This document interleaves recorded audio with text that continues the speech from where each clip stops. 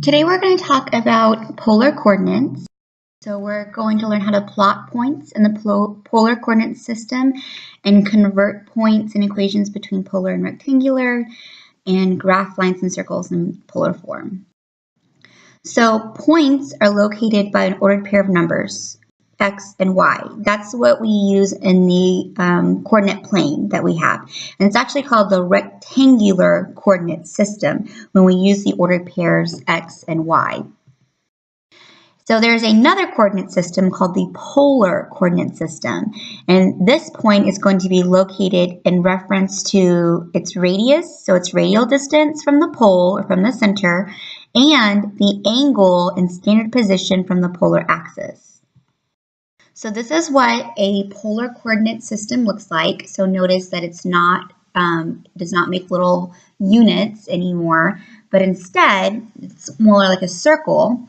And so you have radius distance, right? And then you also have degrees. So points are located by a radius and an angle of rotation, so r comma theta.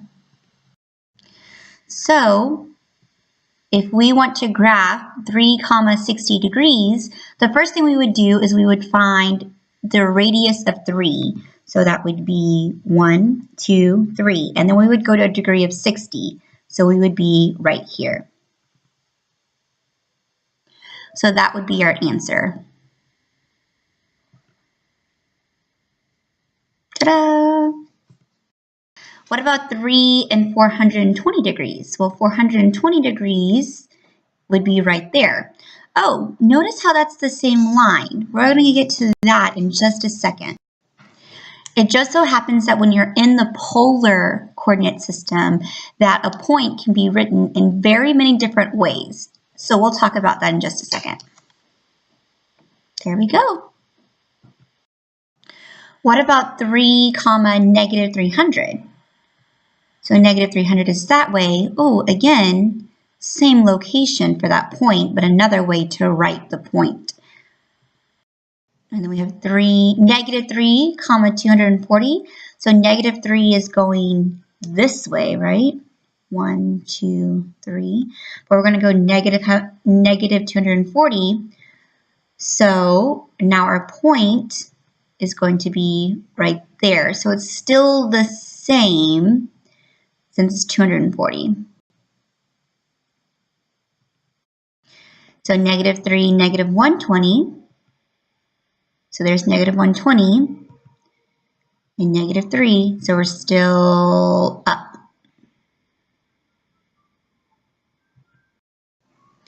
So let's try negative 2, negative 135. So there's negative 135, and we'll go up 2, so we'll be right there. If a point P has a polar coordinates r comma theta, then that point can be represented by the following polar coordinates. You can keep your r, and then you're going to add 360 to theta, or 360 however many times you want to go around. So it would just be going around and around and around, however many times you choose to multiply by 360. Or you could do negative r, okay, so negative radius, but this time you're going to add 180 by a multiple of 2k plus 1, right? So you can choose k for any integer.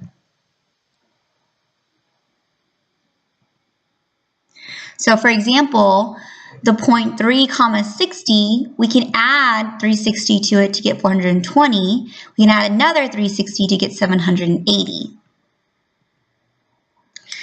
Or we could also make our 3 negative 3, okay? At this time, we're going to add 180.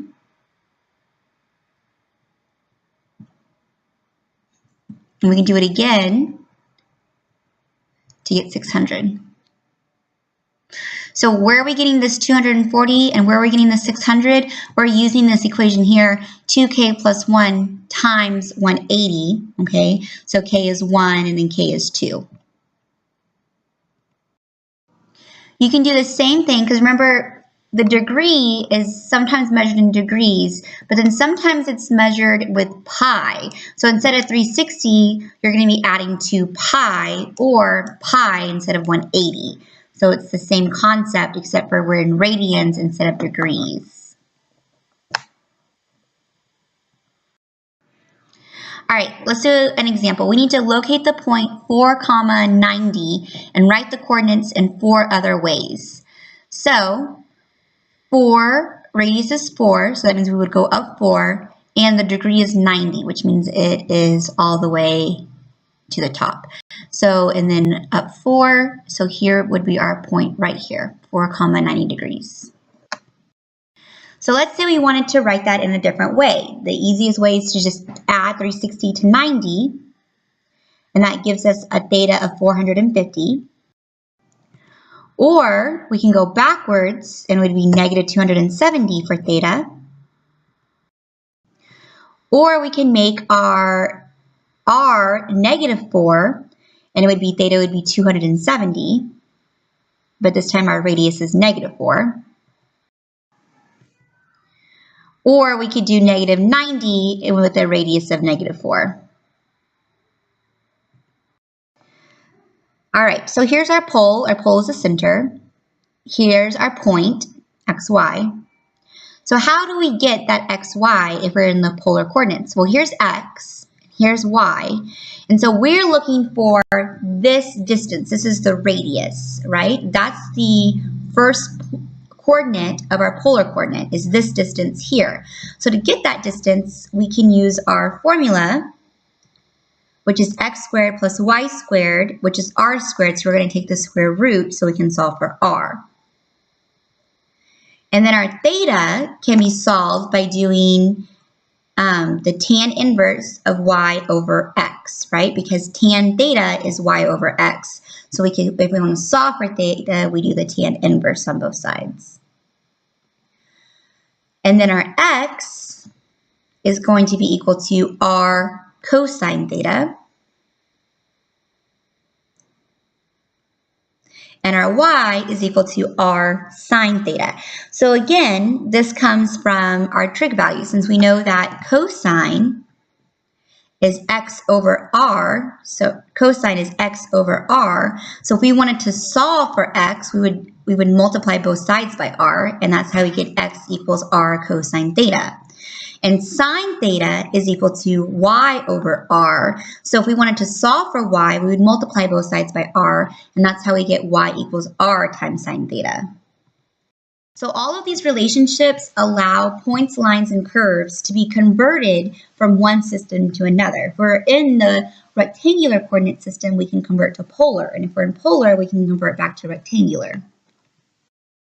So to change from rectangular to polar, the first thing we have to get is our r, right? Because that's the first coordinate in our polar. So the r is found by doing the square root of x squared plus y squared. And then to get our theta, we do the tan inverse of y over x. If we want to change from polar to rectangular, we need to get an x and our y. Our x is equal to r cosine theta, while our y is equal to r sine theta.